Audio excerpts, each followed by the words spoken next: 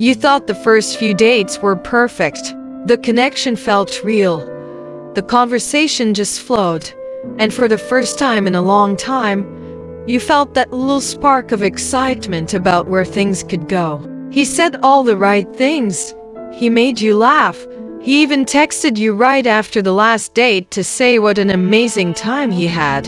You were already thinking about date number 4. And then, silence.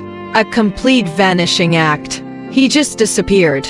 If this sounds painfully familiar, you're not alone. And I really need you to hear this. The reasons this happens are probably not what you think. This isn't just a simple case of he's not that into you. The truth is way more complex and honestly, a lot more uncomfortable. In this video, we're going to pull back the curtain on the deep psychological reasons and specific cultural pressures that cause American men to ghost, especially after that critical third date. We're going to go beyond the surface level advice and get into the core fears and social scripts that lead to this frustrating behavior. By the end of this, you won't just understand why he disappeared. You'll have a new perspective that will change how you date and protect your own peace. Let's get into it. The third date curse. Why this is the tipping point. So before we get into the psychology, we have to ask, why the third date? Why does it so often feel like the place where promising connections go to die? It's not just in your head. The first 2 dates are basically a fact-finding mission. It's the highlight reel. You're both on your best behavior, sharing your best stories, and keeping things in that safe, getting to know you zone. The stakes are low. It's fun. It's light. It's non-committal. But the third date is different. Psychologically, it's a major shift. It's the unofficial line between casually seeing someone and dating with potential. It's the moment the fun, casual vibe starts to feel like it could or should become something more. Expectations, whether you say them out loud or not, start to sneak in. Questions pop up in the back of your minds. Is this going somewhere?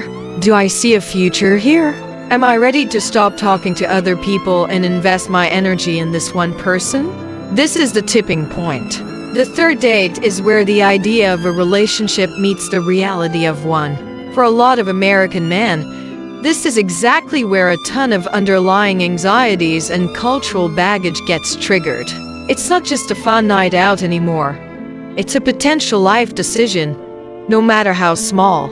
And for a guy who is unprepared, not emotionally equipped, or secretly terrified of what that next step means, the pressure of the third date becomes a reason to run, not connect. And what's the easiest, most friction-free way to run these days? To just vanish. Understanding this shift from casual to consequential is the key to unlocking the brutally honest reasons why he bails. Reason number 1, the fear of confrontation first, and maybe the most common reason men ghost cuts right to the heart of a big issue in modern masculinity. A deep, paralyzing fear of direct confrontation. At its core, ghosting is the ultimate avoidance strategy. It is the path of least resistance for someone who just doesn't have the tools or the courage to handle a difficult conversation.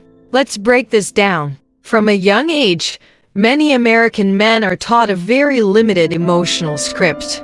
They're taught to be strong, to provide, to be decisive, but they are rarely taught how to talk about their feelings. Vulnerability is often seen as weakness. So having to express something difficult like, "I've had fun, but I don't see a romantic future for us," can feel incredibly awkward and even threatening to their sense of identity. It takes a level of emotional maturity and communication skill that many men have never been encouraged to build. So when he's faced with a conversation that might lead to your disappointment or sadness, his internal alarm bells start ringing. He imagines the awkward text, you asking why, and him feeling like the bad guy. In his head, it's a huge, emotionally draining event he feels totally ill-equipped to handle. Ghosting, on the other hand, asks nothing of him. It's a silent escape from all that discomfort. He might even tell himself he's sparing your feelings by not having a direct rejection conversation, when really, he's just protecting himself. Think of it like this. Having that conversation is emotional labor. It's the work of being considerate and respectful of someone else's feelings, even when it's hard. And many men, because of this cultural conditioning, haven't been trained to do that kind of work. They might be a boss at work, but they're an emotional intern in relationships. It's just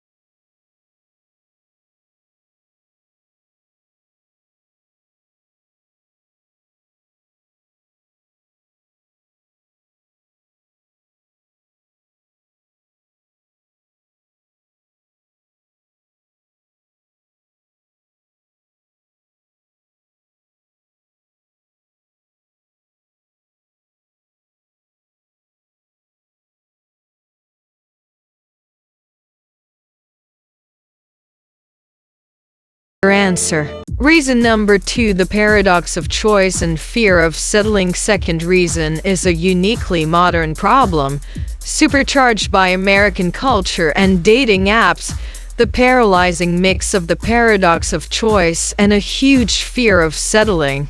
If the first reason is about avoiding discomfort, this one is about avoiding commitment in a world that feels like it has infinite options. Let's start with the apps.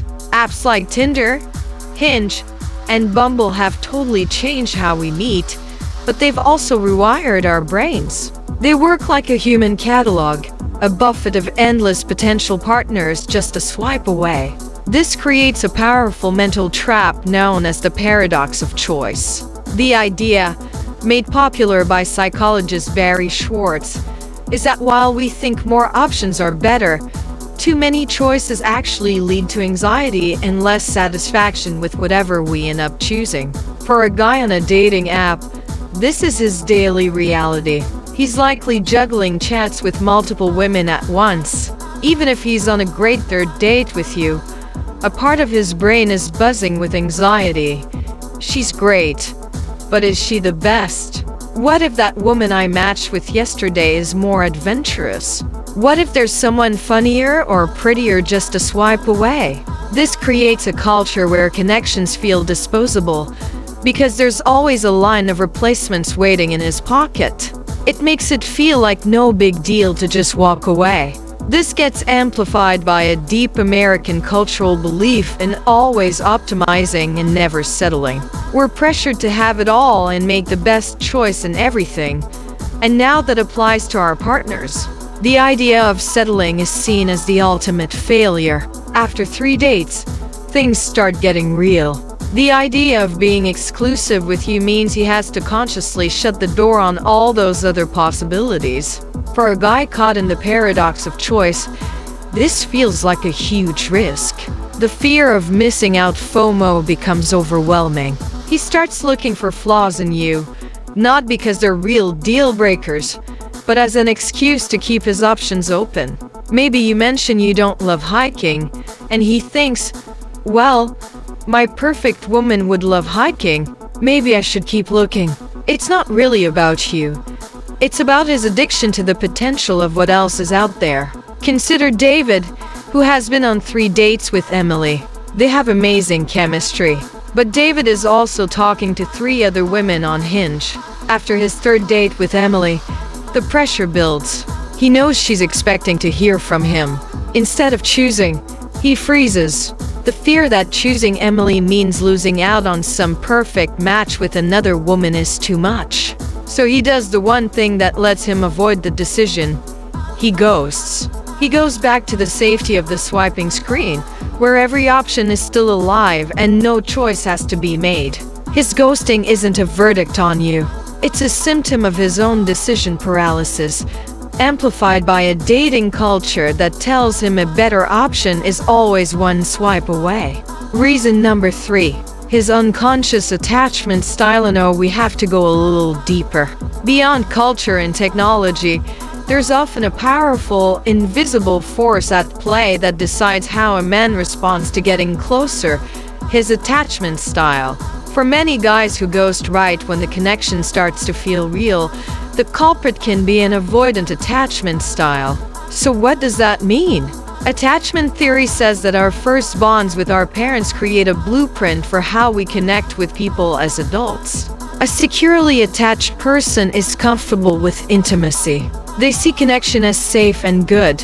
But a person with an avoidant attachment style learned a different lesson, that being independent is the only way to be safe. They value self-sufficiency above everything and see emotional closeness as a threat to their freedom. People with an avoidant style are often charming and fun in the beginning. This is their comfort zone. As long as things are casual, they feel in control. But remember the third date tipping point. That's when intimacy deepens. It's when you might share something vulnerable, or when the idea of us starts to form. For an avoidant person, this is when their internal alarm bells start screaming. That growing closeness doesn't feel warm. It feels like a cage. The very thing most people want emotional connection is the thing that triggers their deepest fear. To protect himself from feeling trapped or losing his independence, he does what he knows best. He creates distance. And the quickest, most effective way to create distance is to ghost. He might not even know why he's doing it. He might just feel a sudden, overwhelming need to pull away. He might tell himself he's just not feeling it anymore. But the real reason is that you got too close, and his internal programming kicked in to push you away. Imagine a guy named Alex. He meets Jessica and is genuinely into her. The first 2 dates are amazing because it's all fun. No strings attached. On the third date, Jessica shares something vulnerable about her past. She asks him about his dreams. These are normal, healthy steps. But for Alex, they're trigger points. He feels a wave of anxiety, a sudden need for space. He goes home feeling overwhelmed and trapped. The next day, when Jessica texts, he sees the message and feels a knot in his stomach. Replying feels like he's reinforcing the very intimacy that's scaring him. So he puts the phone down. And with every hour of silence, avoiding her feels like the right choice. If you've been ghosted right after you felt a real connection, it's very possible you ran into someone with an avoidant attachment style. His disappearance likely had nothing to do with you doing something wrong. In fact, you probably did everything right to build a connection.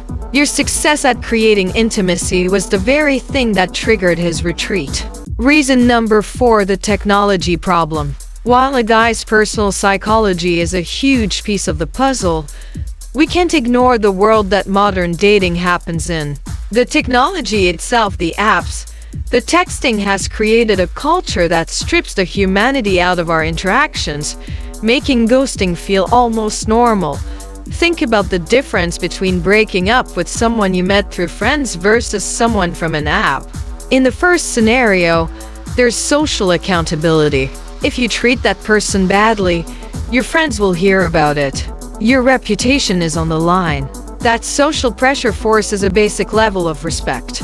Dating apps have pretty much destroyed that social contract. When you meet a guy on Hinge, he exists in a bubble, disconnected from your real life. There are no mutual friends, no shared community, and no real-world consequences for him behaving badly. He can disappear, and no one in his life will ever know or call him out. That anonymity makes it way easier to be careless with people's feelings. Plus, communicating only through a screen can erode our empathy. When you're not seeing someone's facial expressions or hearing their voice, it's much easier to forget there's a real person on the other side of that text. They just become an avatar on your screen that you can delete. This is a huge reason why ghosting has become so common. One recent survey found that nearly 2/3 of all adult daters have been ghosted. It's also become a vicious cycle. Many people who ghost have been ghosted themselves, which makes the behavior seem normal and even like a valid form of self-protection. Let's look at the mechanics. A guy is talking to 3 or 4 women from an app. The conversations are just text and profile pictures. It feels like a low-stakes game. He decides to focus on one person. In his mind, the other conversations weren't real. They were just chats. Writing a proper goodbye to each person feels like a waste of energy for something he saw as trivial. So he just stops responding. It doesn't feel like he's hurting 3 people. It feels like he's closing 3 tabs on his browser. So when you get ghosted, it's important to remember the environment. He's not just one person making a choice in a vacuum. He's acting within a system that practically encourages this exact behavior. Reason number 5, the invisible weight. He's carrying this final reason is one that requires a lot of compassion because it's often totally invisible to you. Sometimes, a man disappears not because of you, his attachment style, or the apps, but because he's struggling with his own mental health or is overwhelmed by stress. Dating takes a ton of mental and emotional energy. You have to be present, engaging, and willing to be vulnerable. For someone battling anxiety, depression, or severe burnout, just showing up for that can feel impossible. They might genuinely like you, but their internal battery is at 0. Think about what it's like to live with depression. It can make simple tasks like answering a text feel like climbing a mountain. Someone in that state might want to reply, but they just can't. They withdraw from everyone, and you're left in the confusing silence. In that case, ghosting isn't a choice to be cruel. It's a symptom of their illness. It could also be a sudden life crisis. Maybe he lost his job right after your 3rd date. In American culture, a man's identity is often tied to his career. A job loss can crush his confidence, making him feel like he has nothing to offer you. He might be ashamed or embarrassed and just pull away because he doesn't know how to explain it.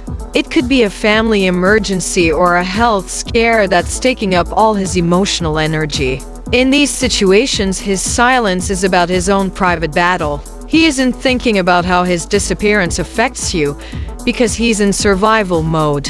It doesn't make being ghosted less painful, but it does reframe the story. It wasn't that you weren't enough. It was that his life became too much. He didn't have the skills or the energy at that moment to simply say, "Hey, I'm going through a really tough time and I need to step back." So instead, he just stopped. You never really know what's going on in someone else's life, and sometimes their ghosting is a sign that they're in no shape to be in a relationship with anyone. See it as redirection, not rejection. So, after all of that, what does this mean for you? Where do you go from here with the confusion and the hurt? The most important step is to change how you see this. Stop seeing ghosting as a rejection of your worth and start seeing it as a redirection towards something better. His silence isn't about your flaws.